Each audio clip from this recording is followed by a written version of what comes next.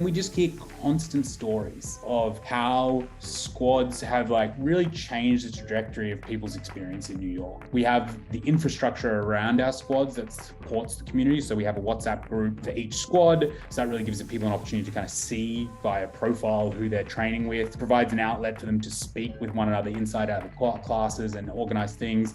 Then we have a range of other WhatsApp groups. We've got Formula One, we've got Barbie appreciation groups. We've got. Oh, that's so cool. Based on interest. Yeah. That's right. So people kind of self-select triathlon groups. We've got, every group you can think of, we've kind of got it. What really cool story was when all the layoffs were happening in tech in New York, there was a WhatsApp group that got started called the Jump Board.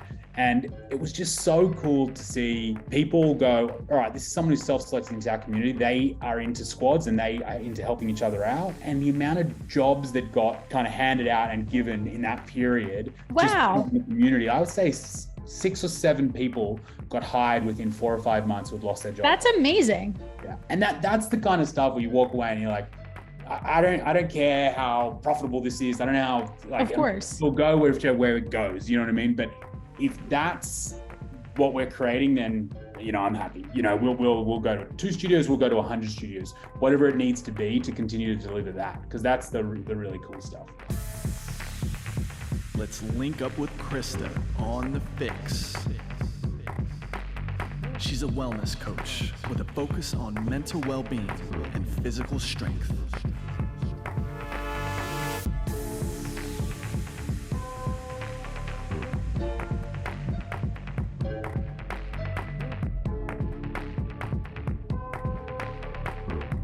What is up, FYX listeners? Welcome back to our latest episode of the FYX podcast. I'm your host, Krista Huber, and we've got a guest for you guys today, and that is Dane McCarthy of the Athletic Clubs. The Athletic Clubs is, as somebody who has been in the group fitness space for a decade, is such a unique concept to me. Dane will get into it. He'll explain how all of it works, but it's basically this idea of training in a group known as your squad. And for those of you out there, I know there are many of you who listen to the show who participate in group fitness. I think you'll be really interested in how this concept works and its origin story as well. Essentially, what happens is when you become a part of this facility, unlike signing up for a class at a specific time, you actually get grouped into a squad with an assigned training schedule twice a week, which ultimately allows you to really forge very personal relationships with not only the coach you're training with, but the people that you're working out with too. So as just an overarching theme and message for this podcast, we talked a lot about the power of community, but really the power of connecting with other people in real life. Obviously, in the last 4 years or so, it's just with the inability for us to do that through different phases of the pandemic, I think it's become even more important for people to have those outlets. But it's really, really interesting to see in a space that has so many different concepts going on, and there's so many different gyms you can pick from, how Dane and his team have really kind of carved out this very specific space just in the way that they're going about connecting other people, and how that then trickles into your everyday life. Think monthly events, dinners with your squad, just having WhatsApp groups and other ways to connect even outside of the gym itself, I think is so fun and so interesting to see as somebody who has an online business with a lot of clients that I do connect with in person, and have kind of found this interesting hybrid model to go off of, and just seeing that in the fitness capacity versus in just the nutrition capacity is really, really cool for me. So we had a lot of fun in this conversation. Dane is from Australia, so we talked a lot about Australian coffee. We talked a lot about what it's been like for him living in New York City over the past few years, having moved over here in 2019. And I'm just excited to see where this brand goes and see how it takes off. He mentions towards the end of the episode that they will be making their way throughout other parts of New York City. For our New Jersey listeners, Hoboken is in the plans potentially as well. So it's definitely one to watch. And if you want to go check them out, I've linked all of their Instagram pages as well as Dane's Instagram page down in the show notes. And with that, let's welcome Dane McCarthy to the FYX podcast.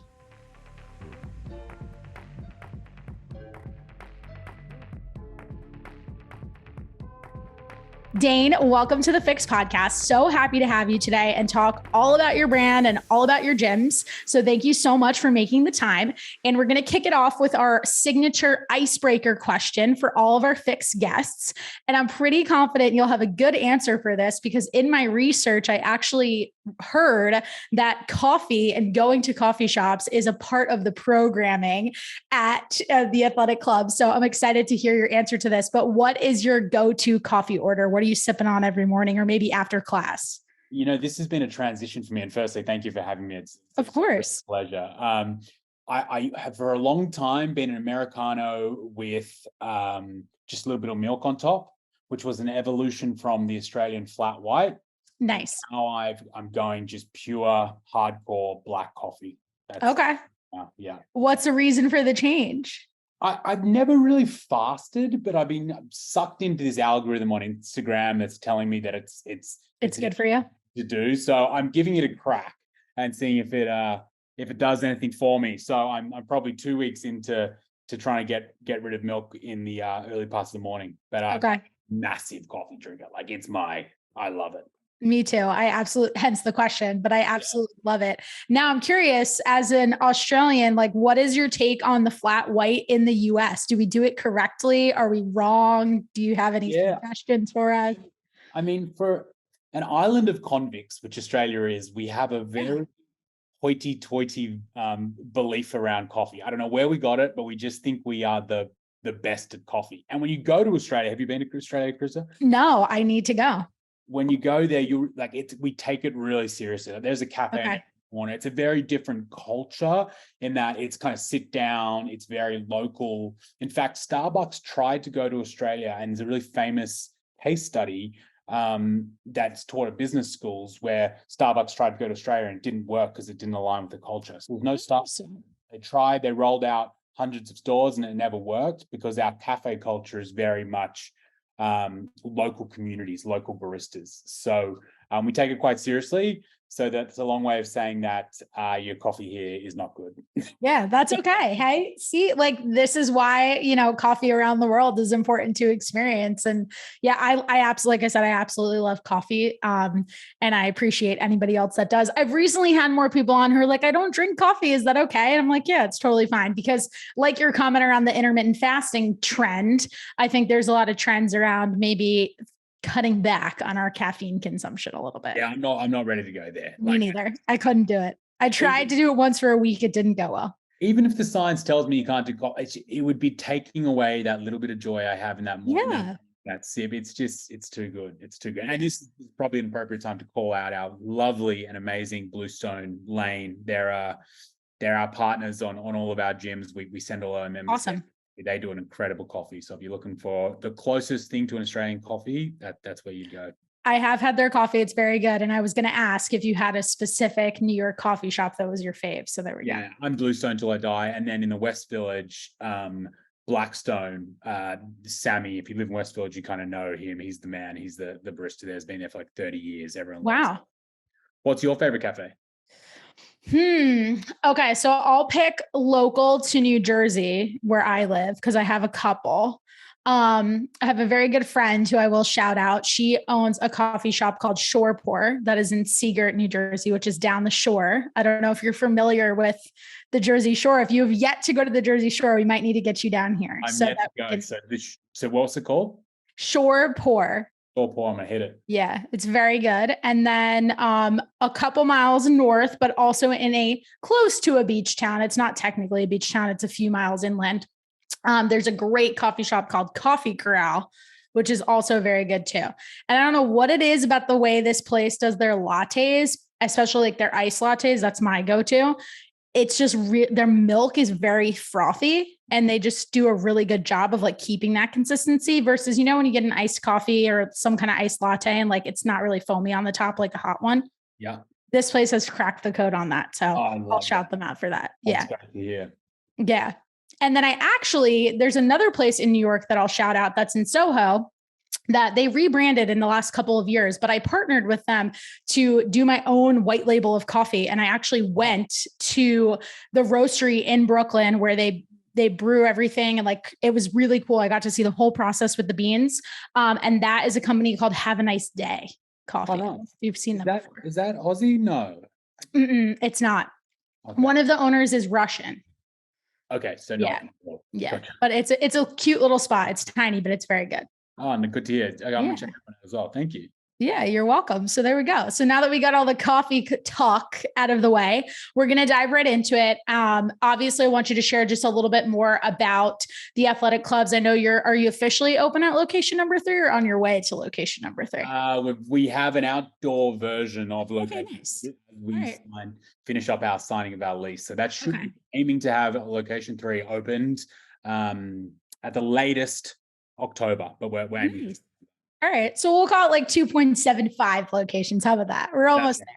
That's awesome. But what I really like to do with guests on our podcast, just to dive right into a more impactful and meaningful conversation, is outside of giving us your resume, Dane, tell us who you are. And obviously you can kind of pepper that in, but more specifically, why should our listeners care about what you have to say? There's tons of podcasts out there, right? And they chose to show up and listen to this show for whatever reason. So why would you encourage somebody to keep listening to the rest of this episode? We've uncovered a way of training that we really believe creates accountability and supports mental and physical health. So if you're interested in thinking about different ways of interacting with your local communities and the outcome of that being better physical and mental health, then I would listen on. That's where we've like to play. That's our specialization. We don't talk too much about modality or anything like that, but that's really what we're focused on. Awesome. Well, I'm excited to unpack that a little more. So why don't we just get right into this concept of squads? And I know the origin story behind it. If you kind of want to enlighten the listeners how COVID and working out outside kind of impacted what is now a 3 physical gym locations. But I think that really is like the unique white space that you guys have found inside of the boutique industry that honestly caught my attention. Yeah, no, I appreciate you saying that. So yeah, the story is somewhat accidental. I was really just kind of serving my own interest. And that was when I came to the US, I loved the workouts that I went to. You know, you go to Barry's, you go to all these different workouts. It's high entertainment, high energy. Americans are great for delivering just awesome entertainment, you know, and I kind of fell in love with that. What I was missing, though, and what I noticed was it felt a little bit more transactional than what I was using back at home. You know what I mean? Because it's so efficient, you're kind of in, you know, you're assigned your spot, you do your workout, and then you're out. So I really gravitated back to my roots, which was playing rugby. So I found a rugby club here in New York. It was great. It kind of served that purpose for me of community. And then COVID happened, and everything kind of shut down completely, and immediately just started missing those organic interactions with other people, you know, not forced networking, not forced hangouts, but just an organic reason to see your mates, you know, and then hang out with them, get healthy, and then go and get a coffee. Yeah. And so that's really what we were doing. It was just the rugby guys that I was playing with, who were mostly expats, Aussies. We just, when things opened up, we just started meeting outdoors twice a week to just do a workout. And then we'd go get a coffee at Bluestone. And it was as simple as that.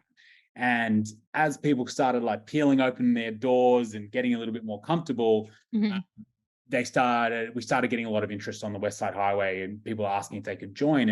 And really we weren't a thing. We just said to people, not really, like, this is that we're just a group of mates working out, we've hired a coach.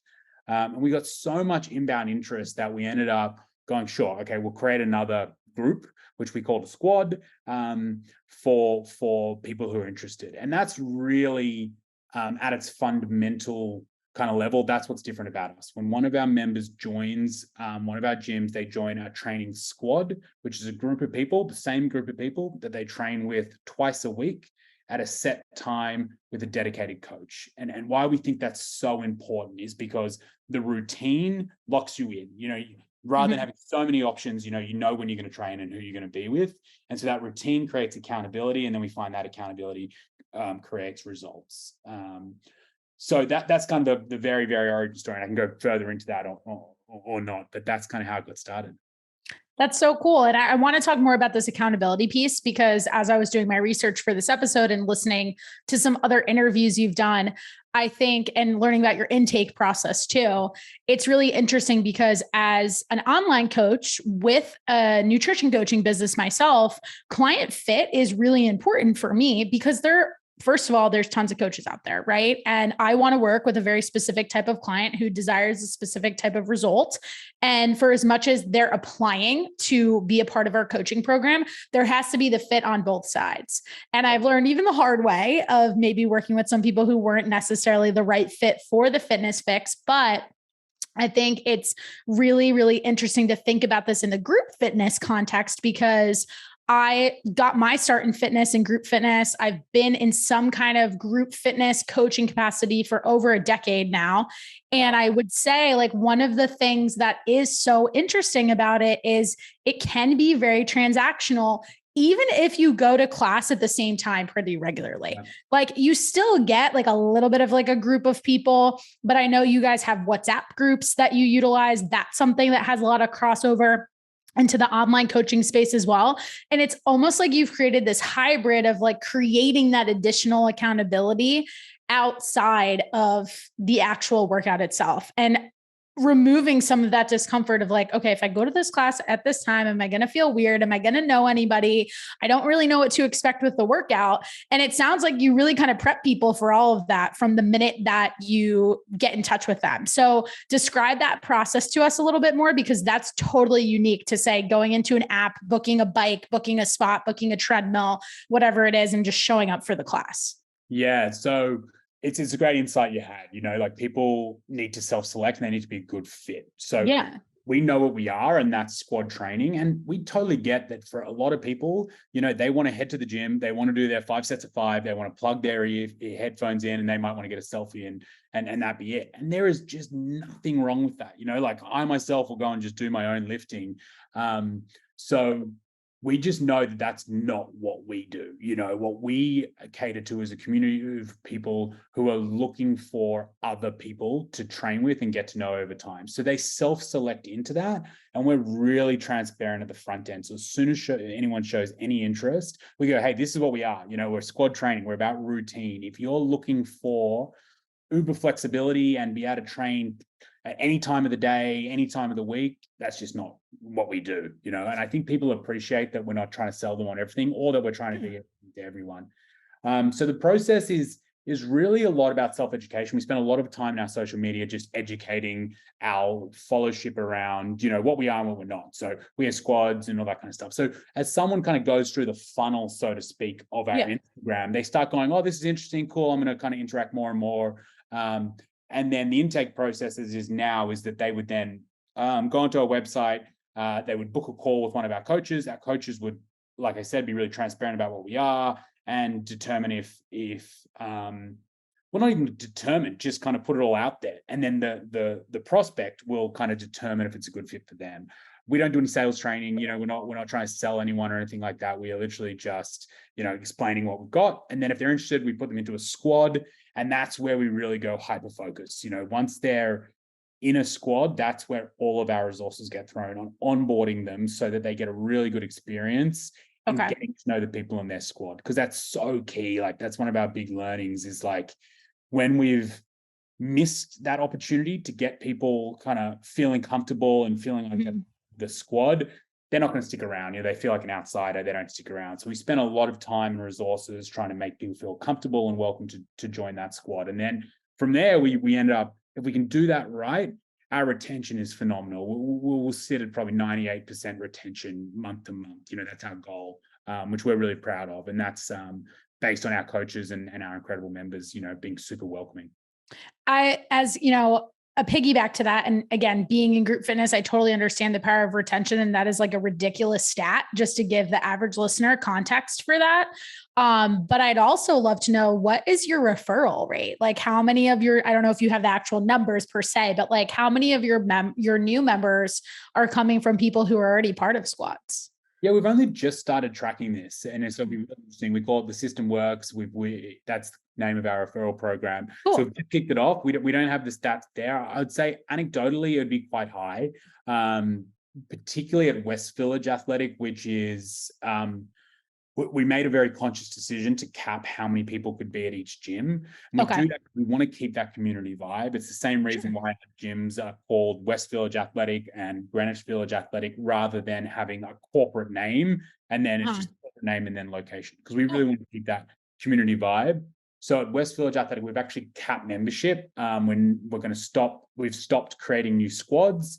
And so we did it about 3 weeks ago. We said, hey, there's only 10 spots left in West Village. If you've got mates who want to join, it's time to get them on board. And we had a flurry of referrals. So that's cool. I would say anecdotally, probably 25% of our members probably come from referrals.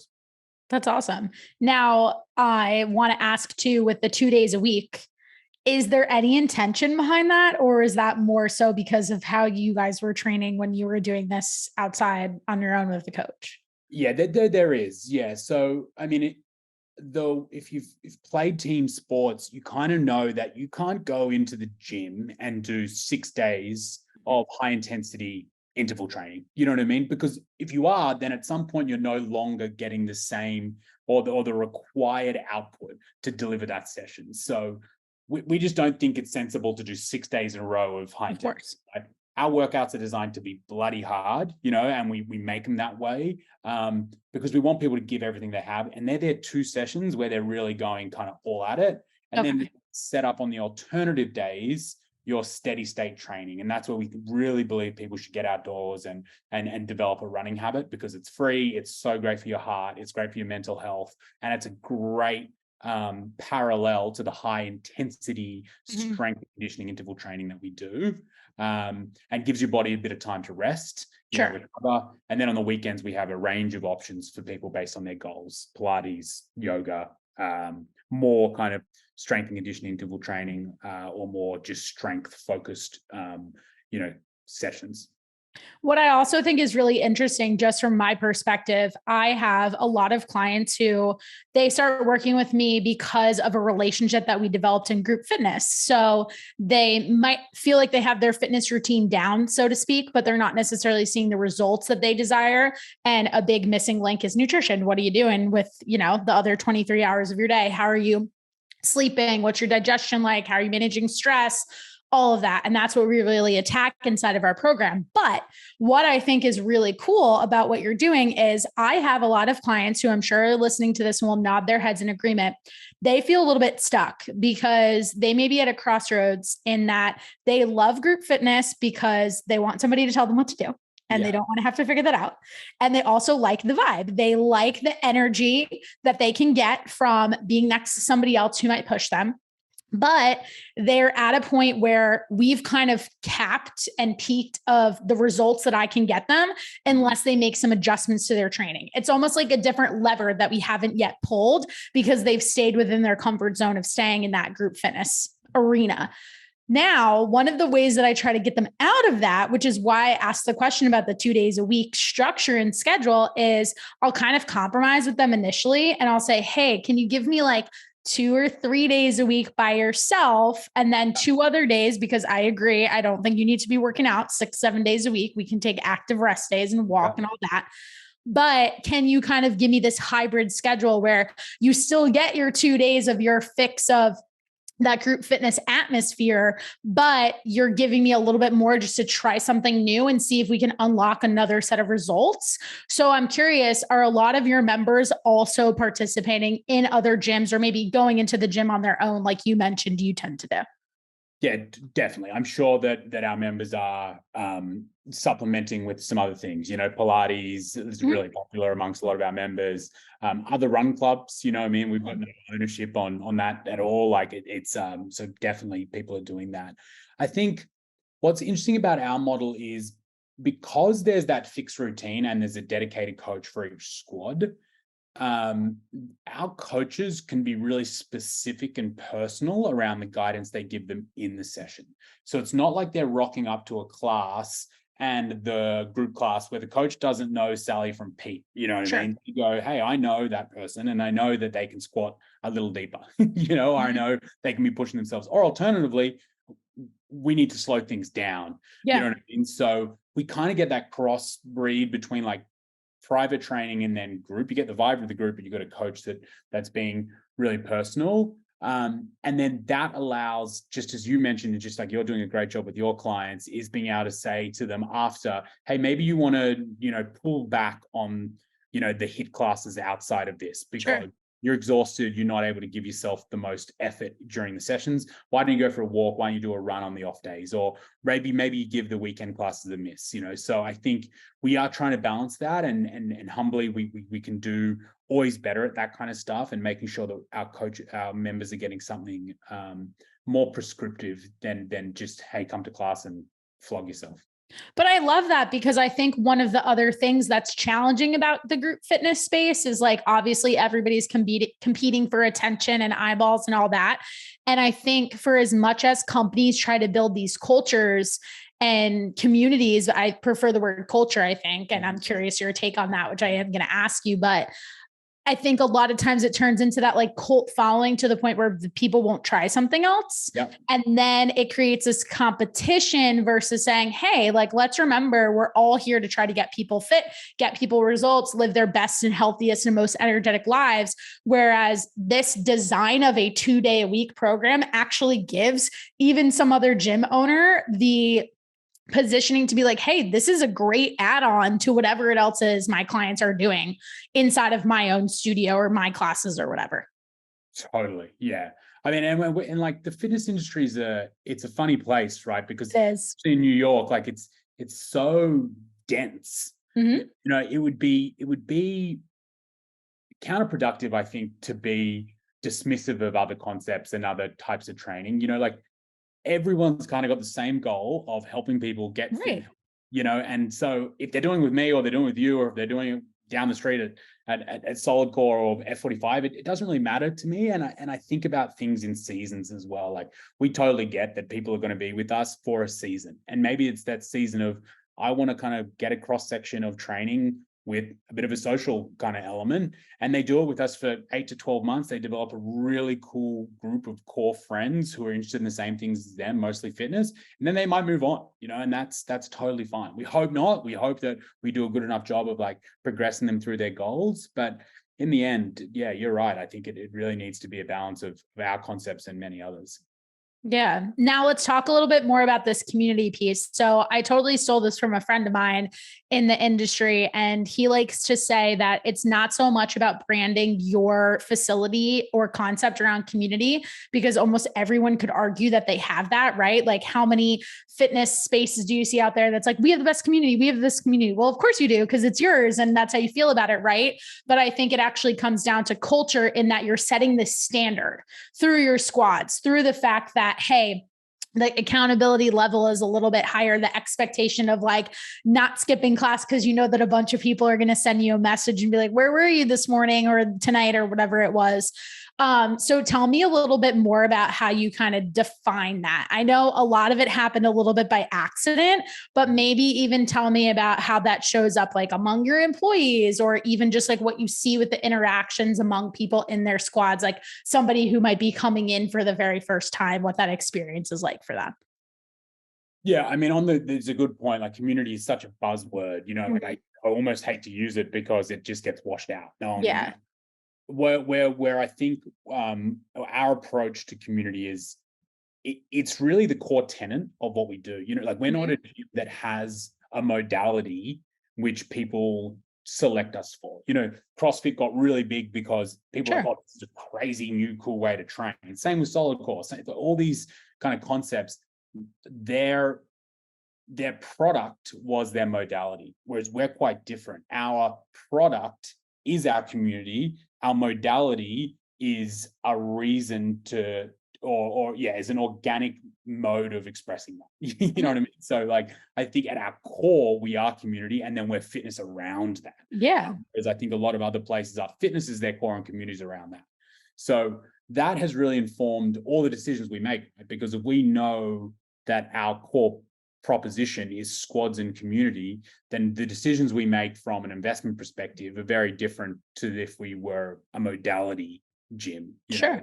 And so that manifests in a lot of ways. Like, firstly, we live and breathe it, in that our coaches and myself included, train together in a squad. Nice. It's our, we call it Torquay. It's our coach's squad. And so we get to see firsthand the impact it has on all of us. And my goodness, it's helped me so many times where I'm just like down, I'm exhausted, and I get to go and see a group of my mates that I've developed these awesome relationships. And they know me so well now. They're like, oh, Dane's had a tough week. You can just tell by his mannerisms. Sure. They'll kind of start leaving me alone a little bit, and they just know that I put my head down and rip in. Or if I come in, I'm jovial, I'm in that happy mood, they know how to respond to that. And I'm the same with the other folk. Whereas if I go to a regular kind of class, it's pretty hard to get that kind of to and fro from the people you're training with. So that's definitely one element of it, that we live and breathe it. And then we just hear constant stories, of how squads have really changed the trajectory of people's experience in New York. We have, like you said, the infrastructure around our squads that supports the community. So we have a WhatsApp group for each squad. So that really gives the people an opportunity to kind of see via profile who they're training with if they're new, and provides an outlet for them to speak with one another inside out of the classes and organize things. Then we have a range of other WhatsApp groups. We've got, Formula One. We've got Barbie appreciation groups. We've got. Oh, that's so cool. Based on interest. Yeah. That's right. So people kind of set for triathlon groups. We've got, every group you can think of, we've kind of got it. And so that is something that's happening. But I think what really cool story was when all the layoffs were happening in tech in New York, there was a WhatsApp group that got started called the Jump Board. And it was just so cool to see people go, all right, this is someone who's self-selecting into our community. They are into squads and they are into helping each other out. And the amount of jobs that got kind of handed out and given in that period. Wow. In the community, I would say 6 or 7 people got hired within 4 or 5 months who had lost their job. That's amazing. Yeah. And that's the kind of stuff where you walk away and you're like, I don't care how profitable this is. I don't know how, of course, we'll go where it goes. You know what I mean? But if that's, what we're creating, then, I'm happy. We'll go to 2 studios, we'll go to 100 studios, whatever it needs to be to continue to deliver that, because that's the really cool stuff. Yeah, I love that. I was even going to ask you how you see this idea of community manifesting outside of the studio with how often people actually organize things to hang out with each other with their squad or whatever. But I mean, that story really takes the cake and just everything that's embodied by it. And I also think it's a very interesting use of tech too, because I was just listening to a podcast as I was getting ready for our podcast, and it was talking about AI. And I know you were in the tech space too, so maybe you have some thoughts on this, but this person was talking about some of the dangers of AI. And one of them being the fact that technology itself, even just social media, don't even speed ahead to this example of artificial intelligence, but just this idea and construct of social media is that it's changing the way that people have relationships potentially negatively. And the example that they gave was you and I could think we know each other just from following each other on Instagram, right? And I could know all these things about you, you can know all these things about me. Maybe they're true, maybe it's some of my perception and yours. And then you think that you have this relationship. And this person that was being interviewed gave this example that I thought was pretty wild, but he was saying how there are people out there who could be feeling, because of social media, that they're so connected to Kim Kardashian. And they think they know her so well to the point that they would actually forego making other in real life relationships with people because this has taken up so much space for them. And I listened to that and I thought, holy shit, that is a danger. That is a scary part, right? And I've heard you mention this on podcasts. I've heard it on another podcast recently. I think it might have been on one of Mark Hyman's or even Andrew Huberman's podcast, just comparing loneliness to smoking. Yes. And how few people, I think men especially too, it was something like 1 in every 10 guys or 1 in every 7 women only have one friend. And that is a really scary stat. And to tie it all back to the tech, I think obviously a lot of that contributes, but I think it's really cool what you highlighted of, hey, we have these WhatsApp groups. We have this way that we kind of bring people in. We have other ways for them to connect, but you're still bridging the gap of the in real life experience with their workouts too. Totally. Yeah. I mean, I think we have to have some sort of tech enablement, we otherwise we just wouldn't exist. But we are so long anything that is not tech, like, maybe it's just because I'm a millennial and I did have that kind of intersection between tech becoming everything and doing a lot of stuff. Yeah, we're at this like weird spot for our age because it's not like I can think back to the time when like I didn't know how to use a computer, whereas somebody who is maybe like 17 or 18, they could have had a computer in their hands like from a very, very young age. And that's the interesting thing. I don't know how it's going to play out because like for us, like I'm same as you, like I can remember times where I didn't have a mobile phone, so I'd have to plan to meet someone at a time. If they didn't rock up, you just sit and wait. But people only 5 years younger than me would have never had that experience. So my hypothesis is that, and my feeling is that the more time I spend on Zoom and the more time I'm on doing stuff digitally, the more I want to just be outside dealing with other people. So I love being in Zoom for work because it's efficient, it gets stuff done, but I want to spend time with people, and I don't know if that's the same for Gen Zs. I hope so. I hope that they like, me too. They go, okay, I spend this much time on the computer, I want some time away from it. Or maybe they don't. Maybe if you've had a laptop in your hand or an iPad in your hand since you were 3, maybe it totally is okay to have all your relationships digitally. But to your point on loneliness, I think that is what I have read, and some of the kind of stuff that I've heard is that regardless of your relationships digitally, it doesn't supplement genuine relationships, in-person relationships, and that's what we're trying to solve for. Like loneliness is really quite a scary level, and I think people don't like to talk about it in New York because you talk about this like flash life that you live, and everyone likes to really like show that they're doing all these cool things and they're so busy and they got all these friends. It's just not the reality. I came to New York and I was just working so bloody hard corporate life. You know what I mean? I might go and hang out with some friends, for 1 or 2 hours a weekend, and my goodness, everyone would hear about it. I'd put it on my Instagram, it'd make it, that was my week, but it wasn't honestly the reality. I didn't have that many mates at all, and I was feeling lonely and super isolated. But when you're in those moments, you don't actually recognize that you are. You're just like getting on with it, and it's not until you start hanging out with people and getting that release of friendship that you're like, holy hell, I was missing this. And so I urge people who are in this like, really work hard, kind of play hard kind of phase in their life to just analyze it and just go, hey, maybe I should just see if there's some other relationships I should be exploring, because you don't know until you're outside of that isolation that you might be feeling a bit lonely. Absolutely. To your point, I've recently had this own transition in my life because I've pulled back a lot on teaching group fitness and therefore spending less time inside of a gym. And the majority of my clients are online, which turns into Zoom. And I feel very lucky compared to some other people in my space. My coaching does have the option to meet in person because I have so many local clients, but I have peers who, might live in Texas and they're coaching people in Florida. So everything is via Zoom. And I've noticed in the last 2 months, I like die to go to a coffee shop just to work there, even if I'm on my computer, because otherwise it's me in my apartment with my dog. And I really have just seen a difference. But like you said, it's easy to get into that mode of, oh, well, I'm working on something big, I'm grinding it out. And sometimes I think it's hard, even as an entrepreneur, like people don't always understand the things that I'm thinking about all day long.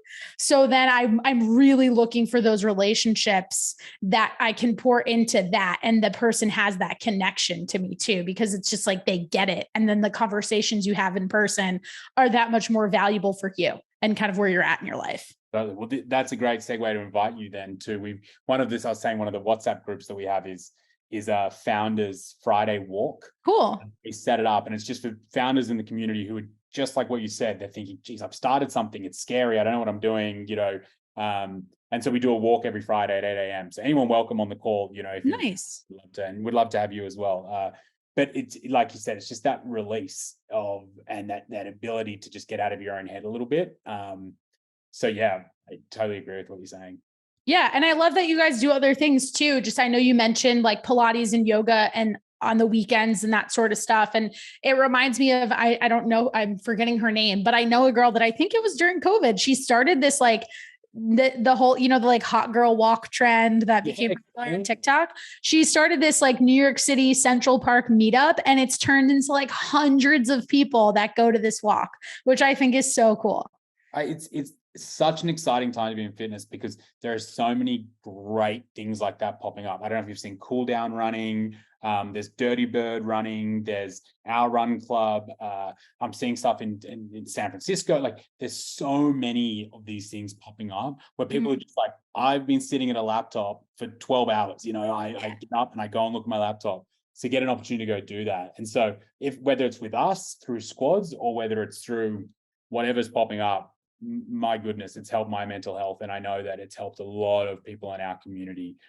So yeah, if any listeners who are there, who are in the grinds, like just find a little community, because in the absence of the institutions that we used to have all the time, like Mum talks about going to church all the time. Now, she's no longer religious, nor am I making a comment about religion, but what she did have was a consistent reason to go and see people every Sunday. And she talks about that so fondly, and so I think for a lot of people, particularly in New York, who don't have those regular institutions, you can find those in fitness, and they're the best avenue for it, because it's not go out and sink 24 beers. It's like go for a walk, it's go for a run, it's that kind of stuff. So yeah, I mean, I'm talking my own book, obviously, but super excited about what that can be. No, you teed up the next question for me too, because I think that this is something I've seen and talked to a lot of my friends about, is how important it is to find people that have other common interests as you. And even in relationships, like more like romantic relationships, like we could do a whole podcast just on like the dating aspect. And I thought at some point when you started bringing up the job board example, I was going to ask you if if you're responsible at this point for any like marriages or things like that. But we are getting very close. Yeah. I'm looking at you, mate. There's one couple that I think they'll be pretty close. Cool. If you're listening, mate, make sure you get on that knee.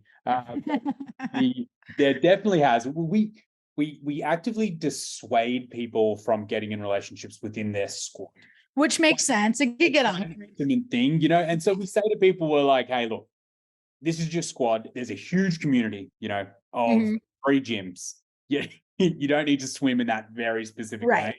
We're all for it. We have an event every month. I think we hired an events planner before we hired a head coach, so she nice. Every month. Shout out to Tor, she's incredible. So a lot of that happens in those moments for sure. And yeah, I think it is a really nice way to meet potential romantic partners, because they're interested in community, they're interested in fitness. And so if that's your interest, then yeah, great way to meet people. And I think that's important too, because I often find like, it can be a very different type of person that you're going to meet, that say you're meeting at a bar and like you said, you're having a bunch of drinks, versus somebody that you already know has the fitness aspect in common, and they may lead their lifestyle a little bit differently for that reason. Totally. I mean, there's just different priorities in their life at that time. And if it's fitness, then yeah. And again, that's not me saying it's bad to meet people in a bar.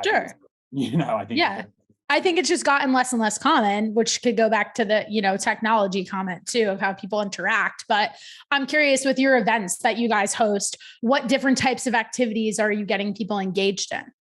Yeah, I mean, candidly, it started with, Australians drink a lot, and it did just start with these big piss ups where there'd be DJ and it'd be a lot of drinking. Yeah.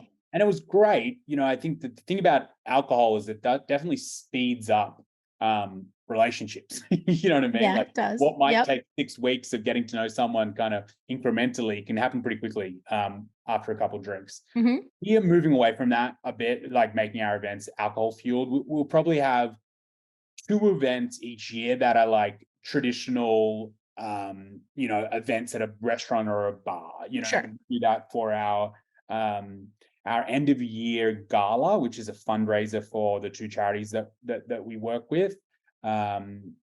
So those are more formal events, black tie, and we serve alcohol. But for the most part now, we're really transitioning our events to being in-person day activities. So we're going to do an athletic clubs games this year. From each club competes against each other, and we do that kind of stuff. We did a chicken hunt through the city last a couple of months ago. So we're really trying to change our events to be more around interactions, and going out after that, great. So we've done chicken hunts. We have a big Halloween party every year. A really important part of our process is squad dinners. So within 3 weeks of starting a new squad, we like to get that squad out to a dinner together. Cool. Because mind just sitting down and having those intimate conversations just helps so much. After those dinners, all the jitters and awkwardness of being in a group with someone goes away, and then the next week people are just like, they've become friends and they really start to trust each other. So plenty of events that we put on. That's fantastic. I love that. Now, I want to ask you another question. I don't know if this was just more promotional, but I know at one point when I first started seeing you guys pop up on social media, obviously our mutual friend Jair was the connection, but he had done some kind of event. I think you guys were like in the Hamptons or somewhere, and you have this big truck and you go out. Is that just like a way to like make the squads mobile, or what does that look like? Is that like a regular thing? Yeah, the van we bought as a kind of pre-launch tool, so this van, and what we want to figure out is whether or not our concept is going to work in a certain neighborhood. Sure. So what we did, and what we're going to continue to do, is we send the van out first and we run outdoor workouts for free. Nice. And we get people kind of starting to understand squads in that area. If we can kind of get critical mass and we see, okay, cool, this community really is looking for something like this, then we'll start actively looking for a lease. So that's what's happened in Williamsburg, right? We have the van out there. Awesome. Williamsburg, just get it. They're very community focused and oriented people. So that picked up really quickly. Shout out to Mona and Avalon, 2 squads that have just started there and who are absolutely killing it. So that's the kind of pre-launch approach. Now that we know that it's validated, we're now searching a lease, and we feel a bit more confident signing a 10-year lease when we know that we've already totally 3 squads. Yeah, that's a great way to do some market research. I like it. So and now we use it for when we do our staff getaways. So we do a staff getaway each quarter, and really that's just to reorient our staff around our goals and make decisions based on our core set of values. So it's making sure that everyone who works with us is really clear on what our values are, and then we all together make some decisions about where we're going to invest our time and efforts in the next 3 months. That's, as again, like having been on the employee side of things, that's really cool to hear that that's very intentional for you. And I think that obviously just speaks to what we were talking about before with this pillar of community, but that really being your culture, that it's something, you've got your coach squads, but also intentionally doing those types of activities and getaways and stuff, I think is great to see. It's been so much fun, and we've just been blessed with the most incredible staff, led by Mac Johnson, he's our GM. He's done such a great job of bringing in coaches, and then we have like Jess, I brought over from Australia. Like we've just got the best up. Jair has been an absolute game changer for us. He's incredible. Really holds us accountable to being the best gym we can be for our employees, because it's really easy to get fixed on your members and wanting to be the best gym. Totally. But if your coaches don't feel respected, looked after, then why in God's name would they look after your members? So we do try and do our best to look after our coaches just like we would our squads. Yeah, it's important and refreshing to hear. And I think it's a testament to why people want to be a part of a company like that and be a part of a team like that, and really put all of their energy there versus running around to so many different spaces and gyms and trying to coach in this place and that place. It gets crazy. Totally. I mean, our intent is to have as many full-time coaches with insurance and co-ownership of our gyms. That's fantastic. Feel like they are, because they really are the stars of the show. And we're asking them to be community managers, not just coaches. Like we're asking them to start dealing with interpersonal relationships and coordinating communities, which is a lot more than just jumping up, and counting 5, 4, 3, 2, 1. Right. So we value them so much. And there's been a couple times where we've had like shortages of coaches, and I've had to jump in. And as I'm not a coach, I've never been one. I kind of came up through a very corporate route. And my goodness, it's hard, trying to get it is hard, excited while also keeping them safe, and motivated, it is so challenging, and entertained, and then being personable. There's just so many dynamics there that coaches have to juggle. And honestly, they're completely underpaid and underappreciated for the work they do, because it's those people who care so much about other people's health and wellness that are the reason we can have such great outcomes with our members. So it is the ultimate multitasker job. It just takes I know people say multitasking is not a real thing. Go teach a group fitness class, and then I will tell you that it is a real thing. And I kept trying to schedule my coaches like I would schedule a corporate employee. I'd be like, well, you do 5 hours here. And I remember Mac pulled me aside and he's like, mate, 5 hours of your work is very different to 5 hours of my work. I can't be 5 hours on, out the front of a class teaching back to back. I would die, and I was like, oh, I don't know about that. And then I went and did 2 and was like, holy hell. You know what I mean? As someone who did it, I got burnt out within a year of doing that. It was 4 or 5 days a week, 5 classes in a row. And trust me, you try your damnedest to make sure that the person who had you at 5 a.m. with lots of energy, they get the same coach at 10. It's not this thing where it dwindles.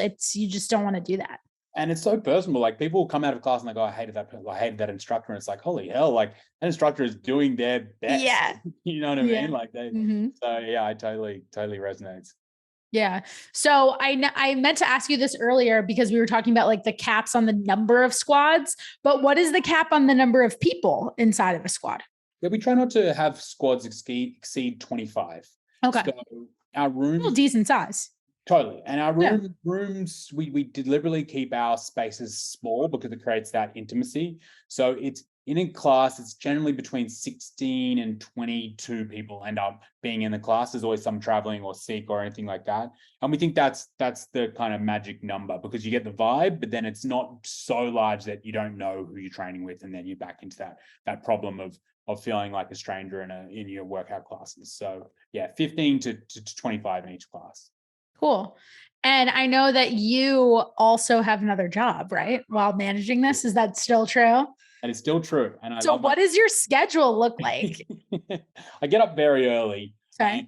But I really am now a financial owner, in the sense that Mac and Jess and Jair and everyone, they really run the show. And Michelle, they're doing everything. You know what I mean? I'm there to take some risks with money. You know what I mean? And kind of shoulder some of the pressures of having a 10-year lease. So I've got all that risk on the table, but I don't have the amount of work on the table as they're doing. So they're really delivering the product. So it means that I've still got more than enough time for my full-time job. And so I'm doing that quite early in the mornings. Then my boss is in London, so I do 4 or 5 hours in the morning, do 1 or 2 hours with the gym, and then the rest of the afternoon back to my full-time job.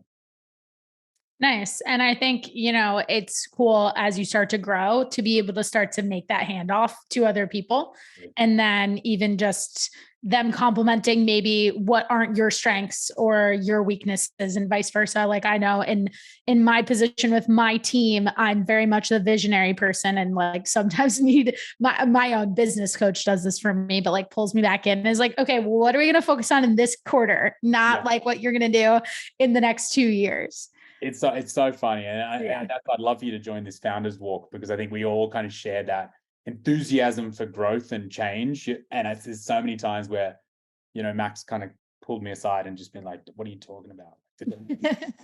I'm doing what you're saying. Yeah. Well, I want to be respectful of your time. So we're going to come into the last little segment of the show. And I like to do a lightning round at the end. I'm not super strict, so I won't put a time limit on your responses, but I like to make these quicker, rapid fire kind of questions that are just about fun, various topics. Oh, let's do it. All right. So first question, what would you say is something you miss the most about Australia that you don't have here in the US? The beach. Without a doubt, the beach. You're going to have to come to the Jersey Shore. I'm telling you, I know it probably doesn't compare, and I haven't been to Australia, so I can't speak to it, but I used to live in Charlotte, and people would always say, oh, I love Charlotte because it's so close to the beach and the mountains. And I'm like, your definition of close to the beach is not mine. I could walk and be there in 4 minutes. But when growing up, I could be there in 45. And I need to come to the beach. Yeah, exactly. There you go. Make a whole day out of it. It'll be good. What's your favorite restaurant in New York City? Dante, without a doubt. Oh, that was no hesitation. I've had a lot of New York guests on my show and they like think on that one. Nah, Dante, I'm a pretty simple guy. Dante is on Perry Street where my gym is and where Bluestone is. So I could literally just walk from West Village Athletic to like Bluestone for a coffee and then come back at night for a dinner and then go to my apartment. Like I'm a very simple guy. What do you order there? I'm assuming you might order the same thing every time. Dante has this flatbread, and shout out to Natalie, and they're also Australian, which helps. Oh, cool. It's the best service, the great food, it's good people watching. So the flatbread they do, and then I just get a whole chicken and their potatoes, and I'm a happy man. Nice. You got your protein, you got your carbs, you're covered. I like it. Nutrition approved. There you go. If you could only do one exercise for the rest of your life, you couldn't do anything else, like one modality or even like a specific movement pattern, what would it be? I really like thrusters. I feel like every time I do thrusters, I'm booked. So thrusters, and of course the obvious, I would be training with my mates. I don't care what it is, what the modality is. I look forward to training because I look forward to seeing my mates. So if I'm seeing my friends, then like I don't care what I'm doing. I could be running, I could be rucking, I could be doing a CrossFit workout. It doesn't worry me. Do you still play rugby? I do not. It was getting to a point where I'm old and walking up to work with a black eye just was kind of losing. I'm client facing in my role. And so my boss was like, what are you doing? Like you can't to work with a black eye and bleeding lip and that kind of stuff.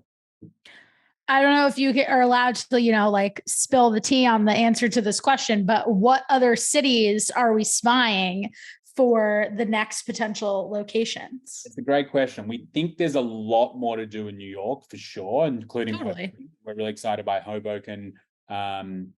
We're looking at San Francisco, just so similar to New York. It's so far away though, but there is a lot of similarities to New York. And I think a lot of people have written it off, which means there's some good real estate opportunities there. True. So yeah, Marina in San Francisco, sorry, to the locals there. And Hoboken, they're where we're really looking. Nice. Oh, I think Hoboken would be great. I feel like I have one of my employees actually lives in Hoboken. I feel like she would totally love this. Yeah, I mean, we've seen a great community there. Everyone I've met from there is awesome. They have retreated there, I think, for a lot of people away from the city, and so they're looking for a little bit more of an intimate community vibe. So yeah, it suits us to the bill. Yeah. If you weren't living in New York City or Australia, obviously, but if you weren't living in New York, I know it sounds like you came here specifically for your job, but where else in the US would you live? I love Austin, man. Austin's kind of got my heart. I go there every April. It's got this chilled vibe, and then it's got a waterway that runs through the city, and it feels a lot like Sydney. Like you get a coffee, you go for a swim, and then you go. So yeah, I'm loving Austin at the moment for sure. Nice. All right, last question. If somebody only had one takeaway from this entire episode, this whole conversation today, you want them to leave with just one thing, what would it be? Find a squad, whether it's ours or it's a squad in any other way. Find a squad. It's just so important. It is. Now, where can we find you? We'll link, your social media and all that stuff down in the show notes, including the Instagram pages for the clubs too. Oh, you're the best. I really appreciate you doing that. Yeah, you can find McCarthy Dane is my Instagram. Would love you all come along. It's a great way to see what we're doing behind the scenes. And I talk a lot about why we love squads. Love it. And I have to tell you, I meant to mention this earlier when we were talking about social media. Love the videos where you make it look like you find a random person on the street and you're like, hey, come run with us. I don't know who on your team or if it's you who came up with that concept, but I like it a lot. Obviously, the one with the twins caught my attention, which I think is how I ultimately landed on your page.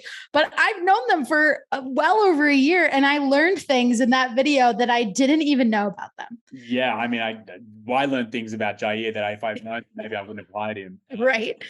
I think I could say the same about Mickey. Goes both ways. That's pretty fun. We love Mickey as well. We're actually trying to get him on board. Mickey, still chasing you, mate. We want you. Yeah, he's the best. So yeah, no, definitely. That's full credit to Michelle, who is our incredible marketing person. She's doing a great job. Yeah, super cool. I love it. Very, very unique stuff. Well, thank you again for joining us. I really appreciate having you. And for everybody who tuned in this afternoon, you guys know the deal. If you got anything out of this episode, which I'd be hard pressed to think that you didn't, share it with somebody, especially if you know somebody locally who's in the New York area and might benefit from joining one of these squads here. Have them go check it out. Send them this podcast episode. It also helps if you leave us a review, 5 stars, of course. So jump over to whatever platform you're listening on. Spotify, Apple Podcasts are the top 2. Click those 5 stars. And from wherever you're listening from, we hope you have a wonderful rest of your day.